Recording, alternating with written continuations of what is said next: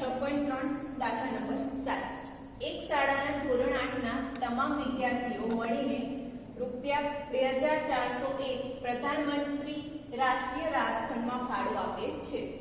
વર્ગમાં જેટલી સંખ્યામાં વિદ્યાર્થી છે તેટલા રૂપિયા દરેક વિદ્યાર્થી દાનમાં આપે છે. શું કીધું છે? વર્ગમાં જેટલી સંખ્યા છે વિદ્યાર્થીઓની તેટલા રૂપિયા દરેક વિદ્યાર્થી દાનમાં આપે છે. તો વર્ગમાં વિદ્યાર્થીઓની સંખ્યા કેટલી હશે? વર્ગમાં વિદ્યાર્થીઓની સંખ્યા આપણે ધારી લઈએ. ધારો કે વર્ગમાં વિદ્યાર્થીઓની સંખ્યા x છે. આપણે શું શોધવાનું છે? વર્ગમાં વિદ્યાર્થીઓની સંખ્યા જે શોધવાનું છે એને આપણે શું ધારી લીધું? x. ફરી રકમમાં જુઓ શું કીધું છે કે ધોરણ 8 ના તમામ વિદ્યાર્થીઓ મળીને રૂપિયા 2401 પ્રધાનમંત્રી રાષ્ટ્રીય રાહત ફંડમાં ફાળો આપે છે. વર્ગમાં જેટલી સંખ્યા છે તેટલા રૂપિયા દરેક વિદ્યાર્થી આપે છે. વર્ગમાં સંખ્યા આપણે શું ધારી? x. બરાબર? તો દરેક વિદ્યાર્થી કેટલો ફાળો આપે છે? x. આથી દરેક વિદ્યાર્થીનો ફાળો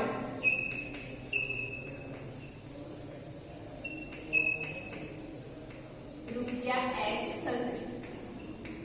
આપણે એવું ધારી લઈએ કે ધારો કે વર્ગમાં 10 વિદ્યાર્થી છે તો દરેક વિદ્યાર્થી 10 રૂપિયા આપે તો કુલ ફાળો કેટલો થાય? 10 ગુણ્યા 10 100 થશે. હવે 20 વિદ્યાર્થી હોય, વર્ગમાં વિદ્યાર્થીઓની સંખ્યા 20 છે, વિદ્યાર્થી 20 છે તો દરેક સ્ટુડન્ટ કેટલા રૂપિયા આપશે? 20 રૂપિયા. તો કુલ ફાળો કેટલો થશે? 20 વિદ્યાર્થી છે અને 20 દરેક જણ આપે છે તો 20 ગુણ્યા 20 થશે. તો એ જ રીતે આપણે વર્ગમાં વિદ્યાર્થીઓની સંખ્યા x છે અને દરેક વિદ્યાર્થી કેટલા રૂપિયા ફાળો આપે છે? x. માટે કુલ ફાળો શું થાય? કુલ ફાળો બરાબર x ગુણ્યા x. કુલ ફાળાની કિંમત આપણને આપેલી છે 2401. તો 2401 બરાબર x સ્ક્વેર. x ની કિંમત શોધવી હોય આપણે શોધવાનું છે વિદ્યાર્થીની સંખ્યા એટલે કે x. x ની કિંમત શોધવી હોય તો શું કરવું પડશે? 2401 નું આપણે વર્ગમૂળ શોધવું પડશે. તો 2401 નું વર્ગમૂળ શોધવું હોય તો 2401 ના પહેલા તો અવયવ જોઈએ. 2401 એકમનો અંક 1 છે. 7 થી ભાગાકાર કરીએ 7 ગુણ્યા 3 21, 7 ગુણ્યા 4 28 અને 7 ગુણ્યા 3 343 ગુણ્યા 7 2401. ફરી 343 3 થી ડિવાઈડ કરીએ, સોરી 7 થી ડિવાઈડ કરીએ 7 ગુણ્યા 49 ગુણ્યા 7 343. 49 ના અવયવ થશે 7 ગુણ્યા 7 અને 7 ના અવયવ 7 ગુણ્યા 1. તો 2401 ના અવયવ આપણે શું લખી શકીએ? 7 ગુણ્યા 7 ગુણ્યા 7 ગુણ્યા 7 બરાબર x સ્ક્વેર. એક્ઝામમાં તમારે આ વસ્તુ રફમાં નથી કરવાની, દેખાડવાનું છે. જે તમે દાખલો ગણો ત્યાં સાથે જ ઘણા એવું કરે છે કે આ જે જે અવયવ પાડ્યા છે આપણે એ રફમાં કરી દેતા હોય છે, પણ એવું નથી કરવાનું. તમારે સાથે દાખલામાં દેખાડવાનું છે આ ગણતરી. હવે જુઓ પેર થઈ 7 ગુણ્યા 7 7 ગુણ્યા 7 તો x ની કિંમત શું થશે?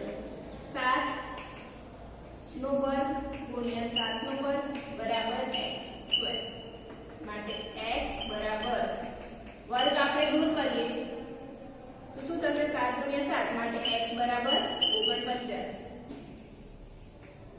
તો વિદ્યાર્થીઓની સંખ્યા શું હતી? x અને x બરાબર 49 થાય માટે વિદ્યાર્થીઓની કુલ સંખ્યા વિદ્યાર્થીઓની સંખ્યા 49 હોય.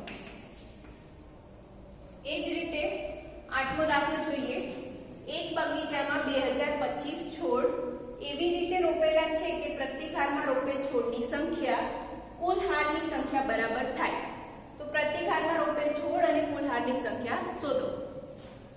કુલ છોડ કેટલા છે? 2025.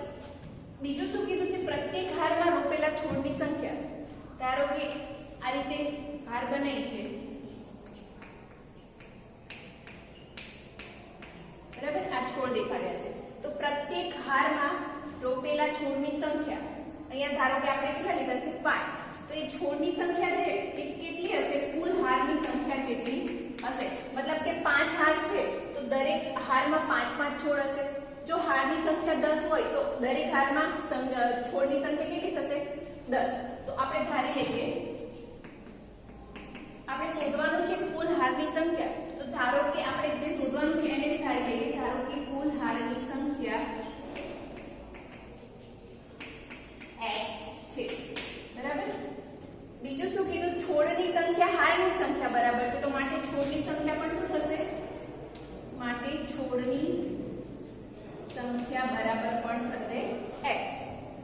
બીજી વસ્તુ કે જો 5 હાર છે અને દરેક હારમાં સંખ્યા 5 છે તો કુલ છોડ શું થાય?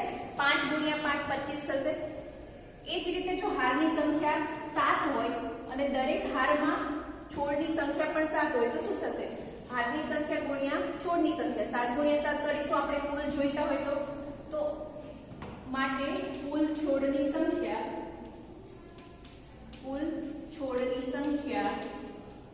બરાબર હારની સંખ્યા ગુણ્યા આ છે દરેક હારમાં છોડની સંખ્યા. દરેક હારમાં છોડની સંખ્યા થશે, બરાબર. તો કુલ છોડ બરાબર હારની સંખ્યા ગુણ્યા દરેક હારમાં છોડની સંખ્યા, એટલે x ગુણ્યા x.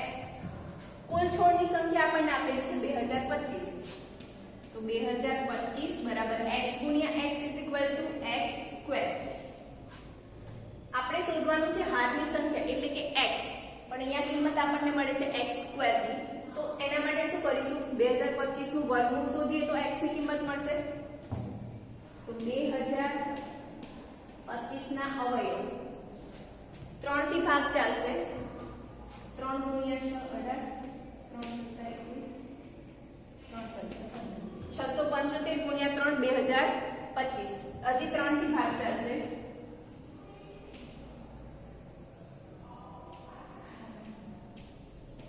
225 ગુણ્યા 3 675. હજી 3 થી ભાગ ચાલશે. ફરી 3 ગુણ્યા 7 21 75 ગુણ્યા 75 ગુણ્યા 3 225. 75 ના અવયવ 25 ગુણ્યા 3. 25 ના અવયવ 5 ગુણ્યા 5 સોરી 25 ગુણ્યા 3 75. 5 ના અવયવ 5 ગુણ્યા 1. તો 2025 ના અવયવ આપણે શું લખી શકીએ? 3 ગુણ્યા 3 ગુણ્યા 3 ગુણ્યા 3 ગુણ્યા 5 ગુણ્યા 5 બરાબર x². x ની કિંમત શોધવી છે એનો મતલબ કે આપણે વર્ગમૂળ શોધવું પડશે. જોડી થઈ ગઈ 3 ગુણ્યા 3 3 ગુણ્યા 3 અને 5 ગુણ્યા 5. માટે x બરાબર 3 ગુણ્યા 3 ગુણ્યા 5. 9 ગુણ્યા 5 45. માટે x બરાબર શું આવ્યું? 45. તો કુલ હારની સંખ્યા કેટલી થશે? 45. માટે કુલ હારની સંખ્યા 45. તો આ રીતે તમને કોઈ પ્રશ્ન આપેલો હોય તો એના પરથી તમે જે શોધવાનું છે, અહીંયા શોધવાનું છે કુલ હારની સંખ્યા, કુલ વિદ્યાર્થીની સંખ્યા, એ તમે વર્ગમૂળનો ઉપયોગ કરીને શોધી શકો.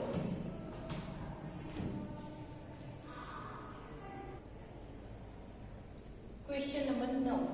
4, 9 અને 10 વડે નિશેષ ભાગી શકાય તેવી નાનામાં નાની પૂર્ણવર્ગ સંખ્યા શોધો. આ ટાઈપના દાખલા આપણે ઉદાહરણમાં જોયા. 4, 9 અને 10 ત્રણ સંખ્યા આપી છે, એને નિશેષ 4, 9 અને 10 વડે નિશેષ ભાગી શકાય તેવી નાનામાં નાની પૂર્ણવર્ગ સંખ્યા શોધો. નાનામાં નાની પૂર્ણવર્ગ સંખ્યા એટલે સૌથી પહેલા તો શું કરીશું? 4, 9 અને 10 નો લસા. 4, 9 અને 10 નો આપણે લસા શોધીશું. ડાયરેક્ટ તમને અવયવથી કરવું હોય 4 ના અવયવ 2 ગુણ્યા 2, 9 ના અવયવ 3 ગુણ્યા 3 અને 10 ના અવયવ થશે 5 ગુણ્યા 2. તો આ રીતે પણ કરી શકો લસા તમે, અને આ રીતે પણ લસા શોધી શકો. સૌથી પહેલા 2 થી કરીએ તો 2 ગુણ્યા 2, 9 ના ભાગની પડે તો 9 એમ 9, 5 ગુણ્યા 2 10, ફરી 2 2 ગુણ્યા 1 2, 9 અને 5 ના ભાગ નહીં પડે, 9 ના અવયવ 3 ગુણ્યા 3, 3 ના અવયવ 3 એકા 3, 5 ના અવયવ થશે 5 એકા 5, બરાબર. તો લસા શું થશે? લસા બરાબર 2 ગુણ્યા 2 ગુણ્યા 3 ગુણ્યા 3 ગુણ્યા 5. આના પરથી તમારે ડાયરેક્ટ લખવું, કોઈ પણ એક જ મેથડ કરવાની છે. તો લસા બરાબર બધામાં બંનેમાં 2 2 કોમન છે તો 2 ગુણ્યા, હવે બાકી શું રહ્યું? 2 3 ગુણ્યા 3 2 વાર છે ગુણ્યા 5. તમે કોઈ પણ મેથડ થી લસા શોધી શકો. મેં બંને કરી છે, તમારે કોઈ એક જ મેથડ કરવાની છે.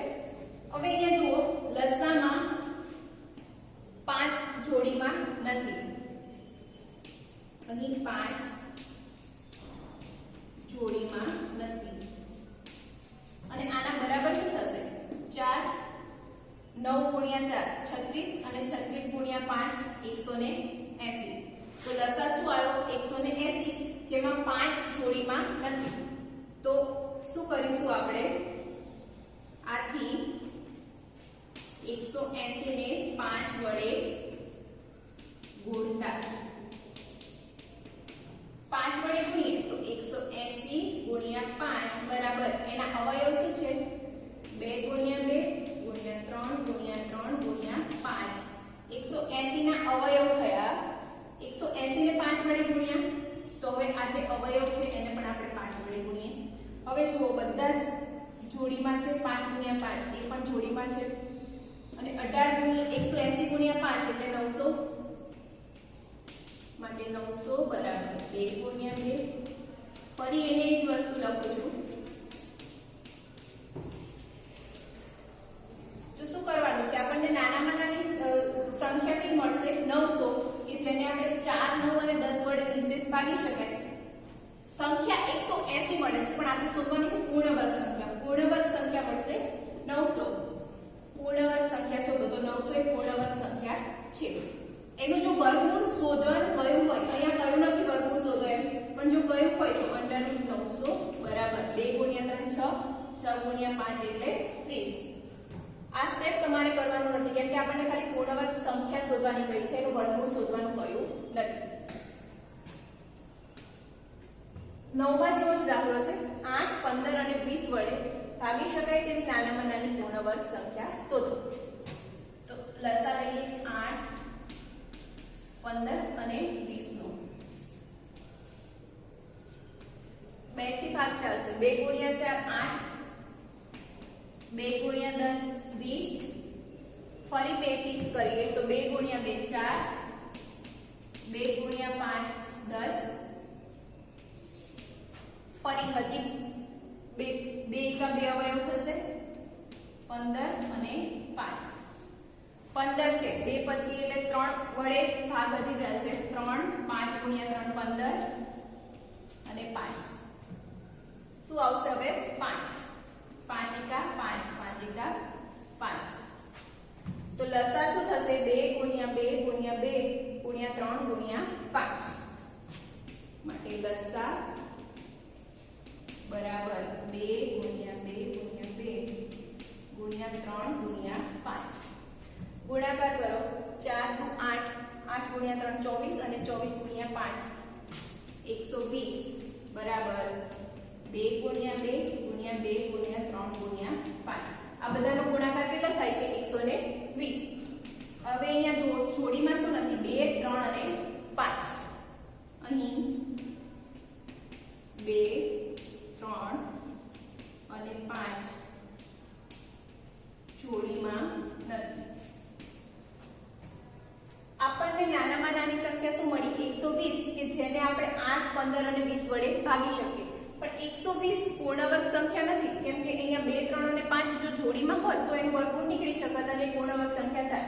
પણ અહીંયા 2 3 અને 5 નું વર્ગમૂળ નીકળતું નથી, માટે પૂર્ણ વર્ગ સંખ્યા નથી. તો આને પૂર્ણ વર્ગ બનાવવા શું કરીશું? જે સંખ્યા જોડીમાં નથી એ સંખ્યાઓ વડે ગુણીશું. આથી 120 ને 2 ગુણ્યા 3 ગુણ્યા 5 વડે ગુણતા 120 ગુણ્યા 2 ગુણ્યા 3 ગુણ્યા 5 બરાબર 120 ના અવયવ શું છે 2 ગુણ્યા 2 ગુણ્યા 2 ગુણ્યા 3 ગુણ્યા 5 આ થયા 120 ના અવયવ એને હવે કેટલા વડે ગુણવાના છે 2 ગુણ્યા 3 ગુણ્યા 5 આ અવયવ છે અને જેને આપણે કેટલા વડે ગુણ્યા 2 3 અને 5 વડે ગુણ્યા હવે 120 ગુણ્યા 2 240 240 ગુણ્યા 5 120 અને 120 ગુણ્યા 3 120 ગુણ્યા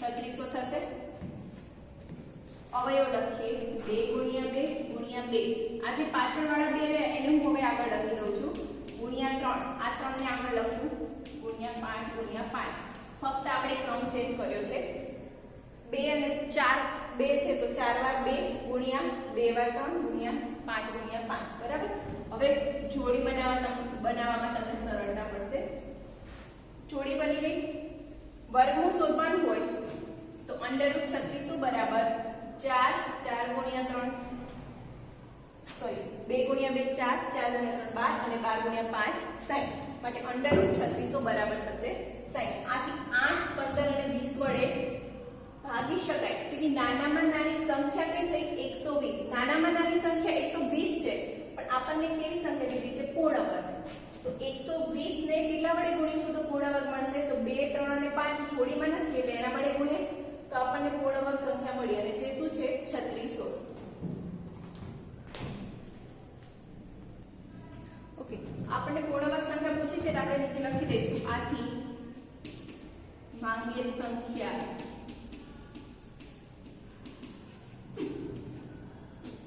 3600 છે એ જ રીતે આ દાખલામાં પણ લખવાનું માંગેલ સંખ્યા 900 છે આ સ્ટેપ લખવાની જરૂર નથી